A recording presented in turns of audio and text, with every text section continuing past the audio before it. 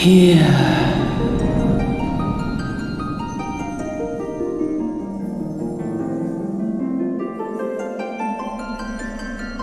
Here. Feel.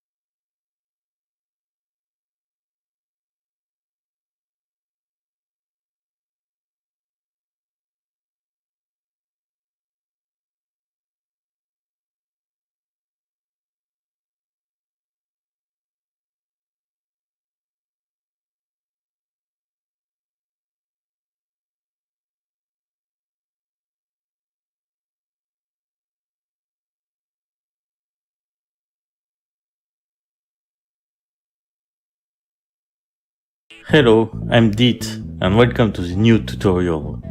It's finally here, the new VSF avatar format. For the people who are using VCFace, this is a new avatar format that allows a lot more things, including shaders, custom animations, particles and others. First, I will explain how they work on a technical aspect. If you just want to learn how to make them, you can skip further into the video. So, VCFace so far has used the VRM format.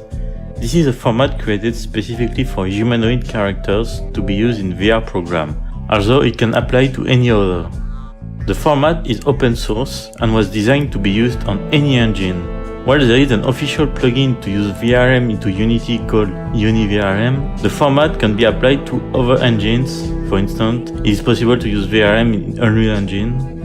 Since it's not engine dependent, it's also limited. This is why you cannot use shaders other than Mtoon or add particle systems or animations, because those are unique to Unity and wouldn't work the same in a different engine. However, VCFace is made in Unity and could benefit from Unity exclusive features the same way VRChat does. Unity in particular has a specific functionality called asset bundles. It's a way to import Unity assets during runtime by exporting data through the Unity editor in a custom format. This is what the VSF avatar format is, a way to get the components and shaders that are unique to Unity into VCFace. So, how does this new format work? Essentially, it is backed by VRM, which means you should still start from a VRM file.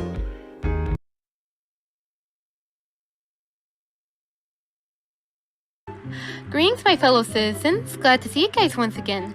My name is Cadet Second Lieutenant Valley, and today I'm making a tutorial about how to use VCFace. Now, keep in mind that my channel is not intending to be a VTuber tutorial-based channel. This is a one-time thing because I want to give a big thanks to Emiliana for creating the program, and I also want to help VTubers who want to use the program, but they might have a hard time with using it. So I will show you guys how it works. So VCFace is a webcam-based tracking program which uses webcam to make your character move. It also uses Leap Motion, which is a separate device that costs around $80 to $90 or $100 depending on where you live. It's a small device that captures hand movements, which your character can use to have hand motion, which is very good for having interaction with your audience. Now, right here, what you're seeing on my screen is the tutorial for VCFace. I recommend please checking out the pictures here because they're very useful when trying to record your avatar with video games or backgrounds and all that cool stuff. But if you are returning from a factory reset, I would recommend clicking the skip button. But if you're brand new, please don't skip this. Please check these pictures, and if you want to review these pictures again in case you forget, there is a help section in VCFace which tells you everything about how to use VCFace, which I will go over quickly. What we have here is showing you how you use VCFace in OBS. OBS is a program which is used for recording, videos. So VTubers tend to use this program a lot because it's free and it's very easy to use because there's a lot of tutorials on YouTube that shows you how to use the program and all that cool stuff. Right here is showing you that you must use game capture since it does use less CPU, which is very convenient.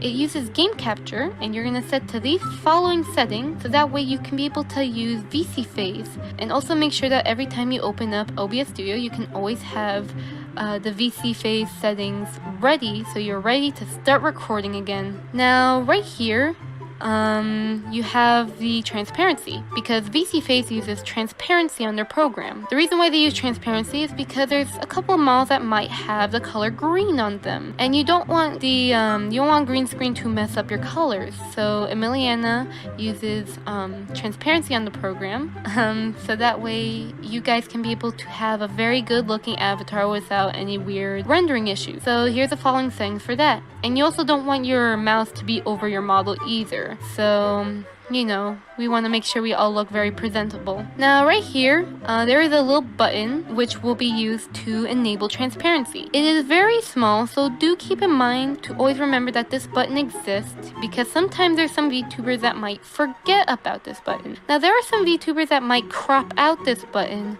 but I usually would not crop my model out. It usually depends on your setup, but this button is here. It's small, and you know, you can click on it, so that way you can enable transparency. If you want to get rid of the button, especially when you're recording, you would press the space bar in order to get rid of it, and you can toggle it again, which I will show you after this tutorial.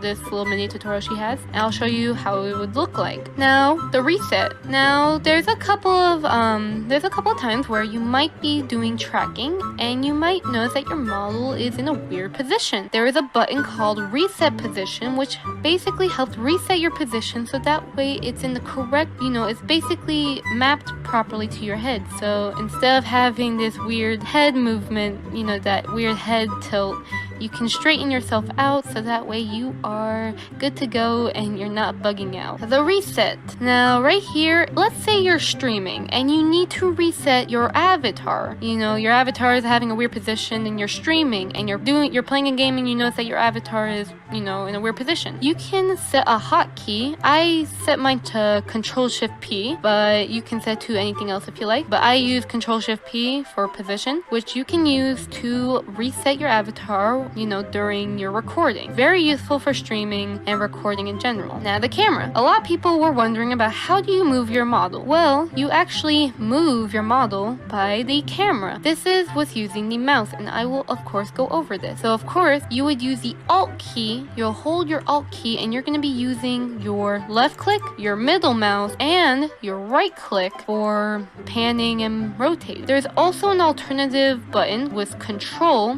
which can be very useful. Do keep in mind that if you don't have an external mouse, the one you hear, this might be a little tricky, but really the control option should also help you out, you know, in case your Alt key doesn't work or anything. We use Alt and all of the mouse keys, the mouse buttons, in order to move our camera. So, and here's a tutorial. She shows that this is the help section, which has all of the information which will help you when using VCFace. And you can access the tutorial right here in this button, in case you know you have to look back at what are the OBS settings and all that kind of stuff. And that's the end of the tutorial. And there we see Emiliana's little model. Now, the model format. It uses a VRM model, and it does not accept FBX, OBJ, or date files.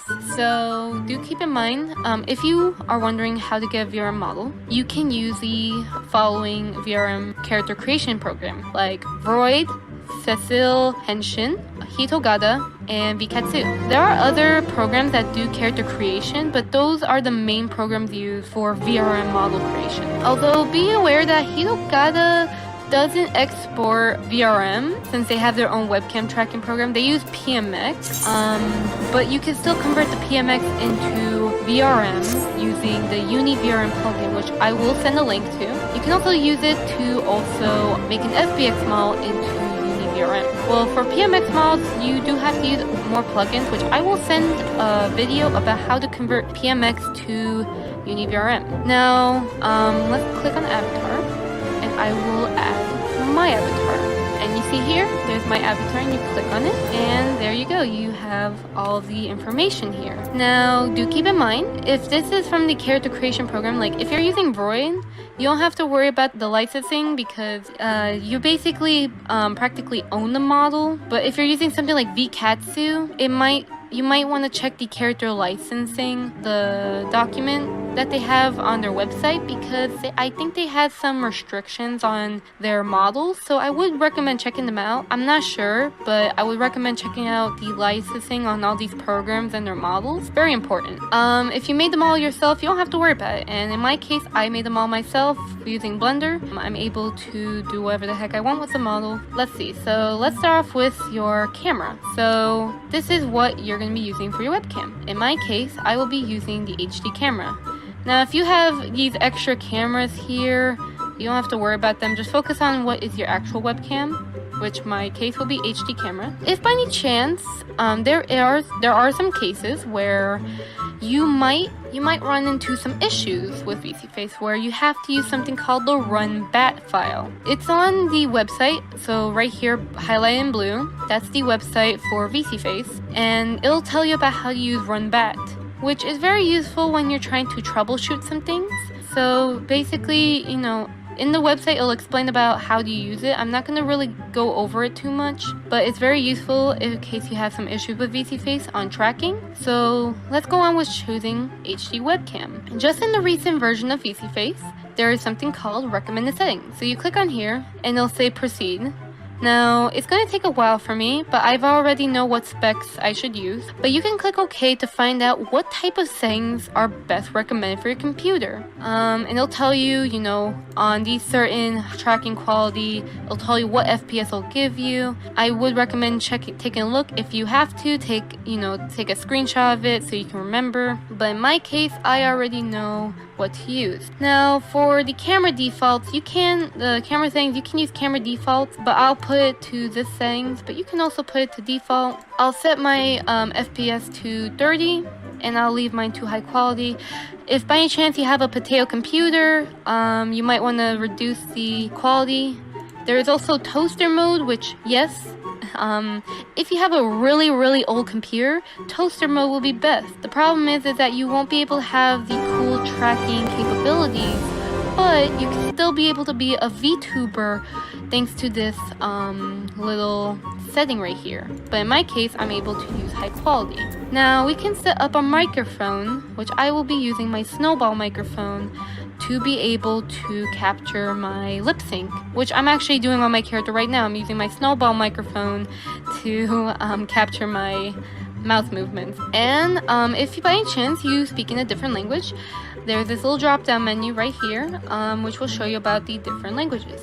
If you do want to translate and help Emiliana out on the translation, you can always check out Deet's Discord server. You can also remove avatar from the list in case you chose the wrong avatar, so do keep in mind about that. And also, you can check out all these other stuff here. But with that, let's click begin. And you should stay still, and it should be able to capture your movements. So as you can see, it is capturing my movements, and yes, you can see double me's. Whoa. So yeah, now you have these basic stuff, but you want to know, what more can we do with VisiFace? Other than just sit around and be like, hey guys, I'm a VTuber. Well, as I said, I will talk about the camera stuff. So let's start off with talking about how are we going to move our model, because this looks pretty far. We might want to have it closer. So with the mouse, we're going to use the Alt key, and we're going to use the right click, and we're going to hold the right click button, and we're going to click and drag so we can zoom in and out. Zoom in and out. Yes, and can have a really good zoom in. You can also rotate by doing this. With the left mouse button, you can, rotate yourself. Very useful. And if you want, you can also zoom in with the middle mouse and also pan your screen too. Very useful. Very, very useful indeed. So, let's just set it up a little closer and move it so that way we can have a nice little setup. Alright, so let's go on to these little settings right here, on the right side of me. Now, I personally like to set my animation to mirror, so that way when I look left, the character would look at its right, but if I'm looking to my right, the character will look at its left. I kind of like this. It's, for me it's convenient, but some people might like it differently where it's opposite. It really depends on what you're looking for. There is also track leap motion, which is enabled by default. Now, I don't own a leap motion quite yet. I do plan to probably get one pretty soon, but you can disable that. But if you do have a leap motion, you would turn it on. Make sure that your leap motion is connected and that you have the SDK v4, and you can be able to start tracking your hand movements. And I will go over the leap motion settings pretty quickly. I'm not sure about the settings, but I will show you, how it looks like and stuff. Now, right here, we have our smoothness settings and movement range. Now, if you're the type of person that really likes to have a lot of movement, I might as well put this all the way up. And you can have full range of movement, which I really like. But if you are doing streaming and you want your character in place, you can reduce the movement range and you can move around like this. Also, you can have a little bit of movement. You don't want to be too stiff, but you can use the little movement range for that kind of stuff. I usually prefer to have it big range, but for the sake of the video, I will just leave it mid-range. For smoothness, it's basically, how smooth you want your movements to be. So I can put this really high and it can make me move real slow, which I would not recommend you have. I would also not recommend putting it so low because you will start to twitch a lot, which is not what we want. I mean, faster movement, but you twitch a lot. So I would recommend leaving it mid-range. It really depends on what you're looking for. For tracking, I'm not really recommending any best tracking settings, but this is literally just explaining what they do and stuff. And as I said before, the reset position. So if the character is right here, click it and it'll reset it. And be aware to kind of straighten yourself out. So right now I'm facing straight towards my camera, and here's my character doing this. Reset position, and there you go. You also have hints right here, which is very useful when you're trying to get more information about tracking and facial detection, all that. So I would take a chance at reading this because it'll be very useful when trying to figure out more about VSeeFace. Then you have the help section right here, which shows you all of the information, which about hotkey types, R for reset avatar, screenshots, loading VRM model, reset camera, reset light direction, your green screen transparency thing, your expressions, which is very useful. I would recommend checking this out because this is it shows you how do you get eyebrow tracking and all that stuff, and also expression detection. And you got your camera lights and all the settings that are very useful when using VSeeFace. So I would recommend taking a read at this stuff.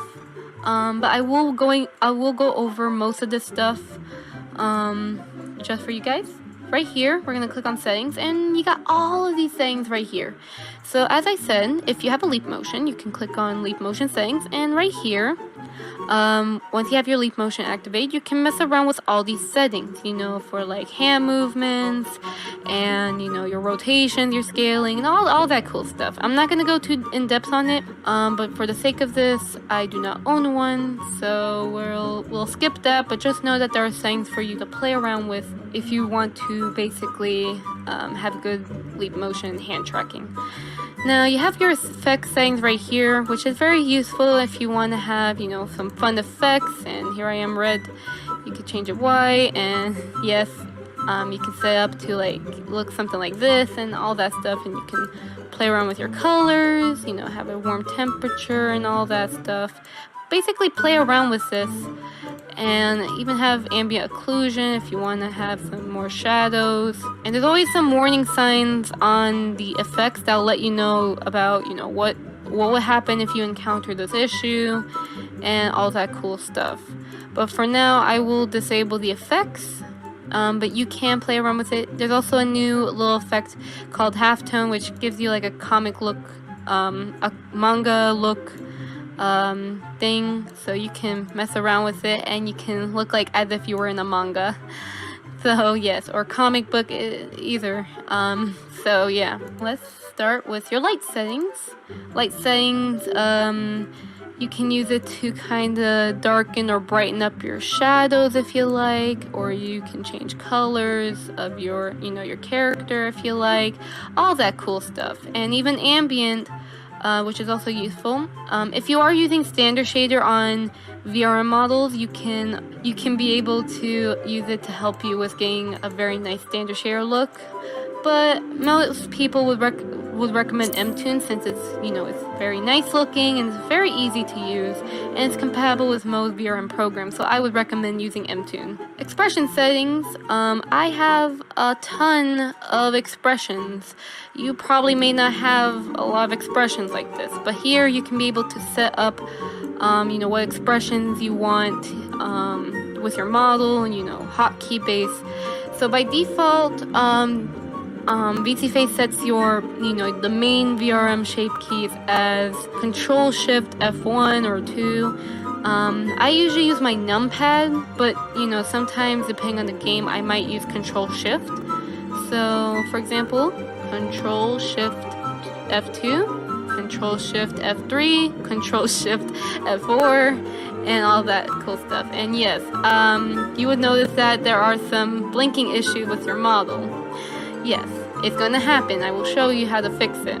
Let's say that was the case. Joy, your eyes are closed, but it can clip. I would recommend putting it, basically disabling eye blinking. That way, every time I blink, you never have to see that issue ever again. See? And if you want, if your mouse is wide open, because usually with Roid models, their mouse is wide open for Joy, I would recommend disabling mouse movement. That way you can be able to, have your mouse wide open. You don't have to glitch your mouse all over the place. And if you want, you can disable eyebrow movement in case, if the eyebrows are clipping for some reason, you can be able to disable that. It's your choice. You can also set it to toggle or hold. With that being said, you can mess around with it, set hotkeys and all that. Like I can set a hotkey for this expression here. So click on none. I'll use numpad 9.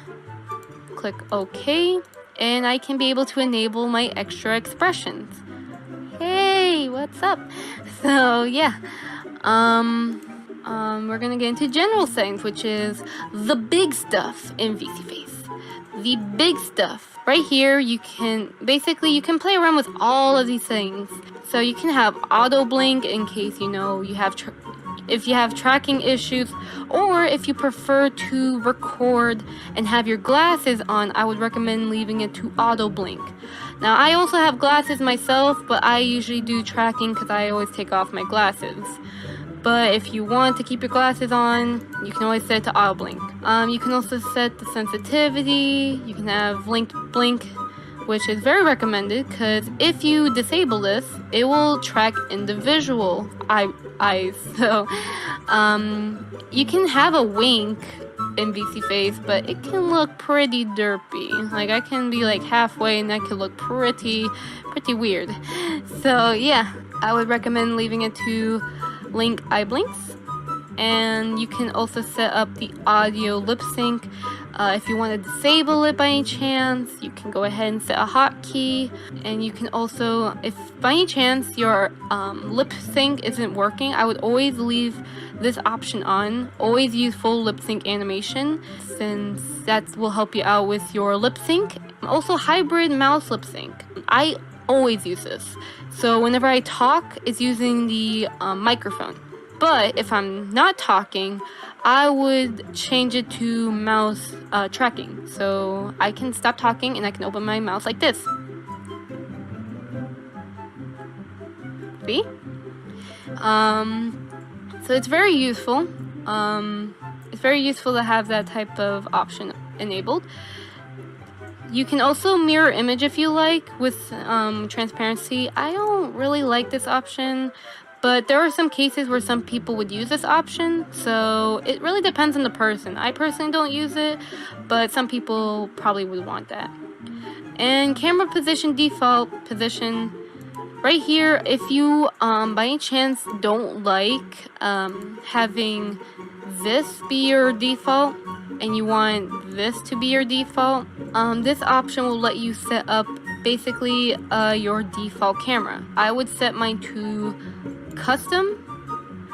I would position my camera and then I'll click the save button, and if I press the C button, as you can see, it does not reset. So that way, every time VCFace resets, it will keep this position of the camera, which is very useful. Now, if you ever want to disable your facial tracking, so let's say you have to be AFK for a moment, you would disable this button here, this little option. This will save CPU and it'll disable your facial tracking and just, have you talk. So let's get started with the expressions right here. Now, facial detection is it's very good to have, and it's actually one of the best parts of VC Face. So basically, it allows you to use your webcam to change your facial expressions, which is really awesome to have. So let's start off with the simple expression. So we click on simple, and if we smile, it becomes a fun expression. If our eyebrows are down, it becomes anger. And if it's up, it'd be surprise. It's pretty well done, although it may not be accurate depending on your lighting and all that stuff, but it's pretty good to have if you're in a rush or you want to test out how the expression detection would work. But if you really want accurate stuff, that's when the experimental expression detection comes in. So you're going to be using this option to actually have much more accurate data because it records your face, and that is way accurate. That's amazing. So yeah, now there is a tutorial about it, which you can see this little blue button here, which says tutorial. This tutorial was created by Emiliana, which talks more in depth about how this setting here works. And it's very useful, and I recommend that you check it out, but I'm going to give you a quick crash course on how it works. So to get started, we're going to click on the button that says Show Tracking Points. And you can see a little green face right here. Now behind my character, there's a neutral button, and what you're going to do is you're going to keep your face similar to like this little neutral face right here. Normal face. And you're going to click on the button, and you're going to move around. Talk. You're going to talk around, blink, and all that. Do not change your expression during the recording, and also don't move too fast because it might mess with data. It might cause some inaccuracy. So really move slow or at a moderate pace, and it should work perfectly fine. And after a couple seconds to probably almost a minute, I guess, depending, you will stop recording neutral. Now, I would recommend try and make the facials match the character as best as possible, but it's really up to you on what you want. But for my case, I'm going to have my eyebrows up and a smile on my face. So I'm going to click on fun, and I'm going to move around, and I'm going to talk, blink, all that cool stuff, and give it a couple seconds. And when I'm done, click on stop recording fun. And then for anger, eyebrows down, a little frown, and don't make the cadet angry because you don't want to see me when I'm angry. Click on angry, record it, talk, blink, move around, all that stuff, tilt your head, all that cool stuff, boom chakalaka boom. And we're gonna click on stop recording once you have enough data. Usually I record my data up to a minute, but it's all up to you. Usually 30 seconds are pretty good. Stop recording. And you're going to click on the calibrate button. Well, once you have all your expressions recorded. But you're going to click on the calibrate button. And as you can see, the facial detection shall start working. Now, as I said before, it might not be accurate because I've only recorded very little. I recommend maybe record more data. You can always click it again, record it again. If something truly messed up, you can always click on the clear button at the bottom and click on yes if you like. But pretty much that's literally how the expression detection works in a nutshell. But for more details, check out Emiliana's tutorial, and she shows you how the face should look like if you want the best results. So let's move on to the general settings. Alright, let's scroll up. So let's move on to the little sliders here, which is the best part of all of the movement. So focal length is just adjusting your camera from orthographic to kind of a perspective looking type of look. It really depends on what you're looking for. Blink sensitivity kind of messes with how sensitive your eyes are when moving, which can actually help with giving like a mid blink. So if you look right here with the green little face, you can see my eyes are slightly closed. You can kind of reduce it to kind of give like that half-eye look, which is really awesome.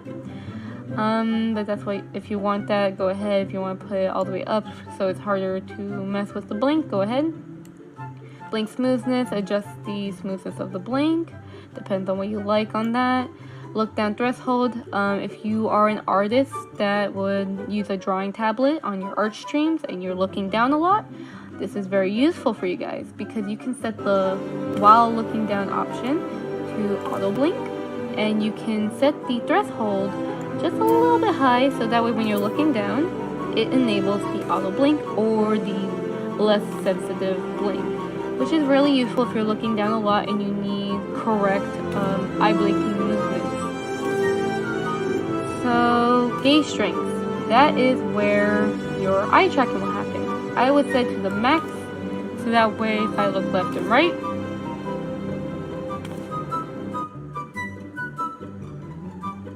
it'll do the trick, and that's really awesome. For Roy models, it'll probably move a lot more, but for my case, because I have eyeballs, it's not going to work the best. But you can put the gaze sensitivity all the way up, which can actually help with my eyes, but really not too big of a deal. For Roy models, I would probably put it lower because usually they have a different eye type. They would not use eyeballs, they would have a different eye structure. So if you want to put it low, go ahead. Now, if by any chance your eyes are positioned in a weird way, you can always set the offset to up or down if you want to fix the eye positioning, or left and right. It really depends on what you want. It depends on if your eyes are in the correct position. For my case, my eyes are perfectly fine.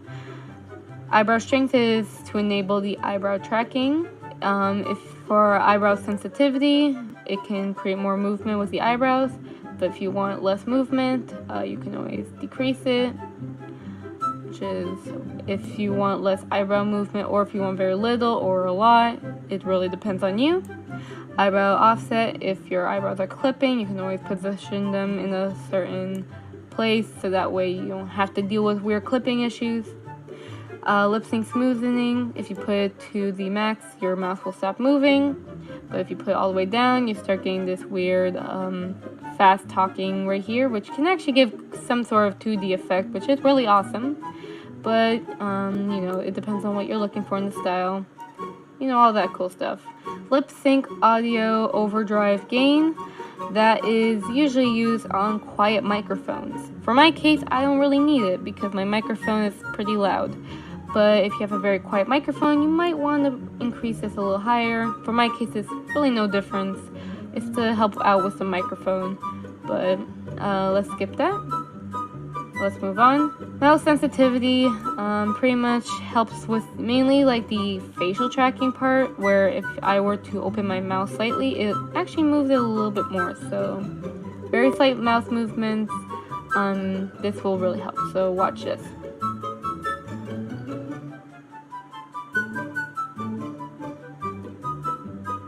And as you can see with the green face right here, you can see a little movement with the mouth, and that's really useful. But if you don't want that, you can always decrease it to have less of a mouth movement. Mouth smoothness, if you want more smoothness in the mouth, go ahead. You can add more smoothness, or if you want to decrease it, go ahead. That's literally your choice in the mouth movement.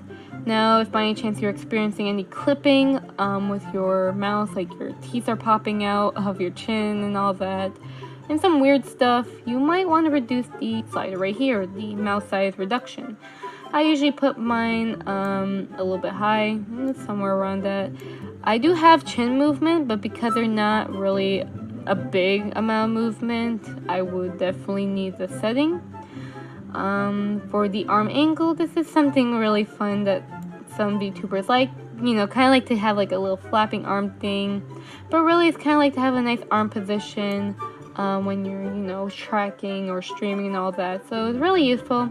This is not an alternative to the leap motion, be aware of that. Not an alternative at all. So yeah. Shoulder stiffness relates to the